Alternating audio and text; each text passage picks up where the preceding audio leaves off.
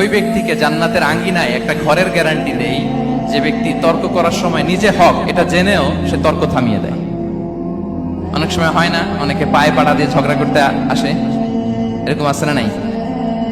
আপনি চুপচাপ দেখবেন একটা বাজে কমেন্টস করতেছে, আবার কমেন্টের নিচে কমেন্ট, আবার গালি, হ্যাঁ আছে না এরকম?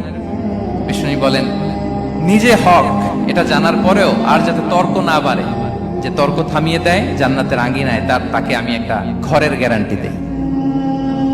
ওয়াবিবাইতিন ফি ওয়াসাতিল জান্নাতি লিমান তারাকাল কাযিবা ওয়া ইন কানা মাযিহান। আর ওই ব্যক্তিকে আমি জান্নাতের মাঝখানে একটা ঘরের গ্যারান্টি দেই যে ব্যক্তি কৌতুক করার সময়ও মিথ্যা পরিহার করে। করতেছে কৌতুক, ফান করতেছে, আর হি ইজ কিডিং, পান করে, কৌতুক করে, কিন্তু কৌতুকের সময়ও সে মিথ্যা বলে না। এই স্বভাব যাদের, তাদেরকে আমি জান্নাতের মাঝ বরাবর একটা ঘরের গ্যারান্টি দেই।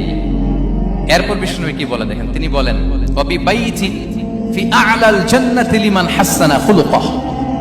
আর জান্নাতের একেবারে হাইস্ট পিক অফ প্যারাডাইস, জান্নাতের সর্বোচ্চ স্তরে আমি একটা ঘর বা একটা বাসভবনের গ্যারান্টি ওই ব্যক্তিকে দেই যে তার আচরণটা সুন্দর করেছে, যে সুন্দর আচরণের অধিকারী হয়েছে, তাকে জান্নাতের হাইস্ট পিকে আমি একটা বাসভবনের গ্যারান্টি দেই।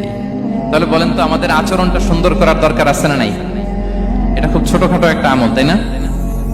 কথা বলেন দক্ষিণ কোরিয়া প্রবাসী ভাইরা, আওয়াজ করে বলেন এটা কি ছোট আমল?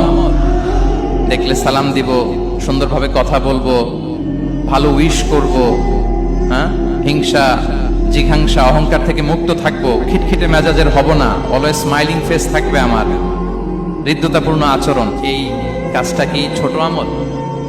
আওয়াজ করে বলেন এই আমলটা কি ছোট না বড়? প্রিয় ভাইরা, বিষ্ণু ইসলাম সবার সাথে এরকম মাধুর্যতাপূর্ণ আচরণ করতেন, ছোট থেকে বড়, নারী থেকে পুরুষ, বন্ধু থেকে শত্রু, সবার সাথে সুন্দর আচরণ করতেন। এবং তার এই চমৎকার আচরণে মুগ্ধ হয়ে তার অনেক শত্রু মুহূর্তে তার বন্ধুতে পরিণত হয়েছে।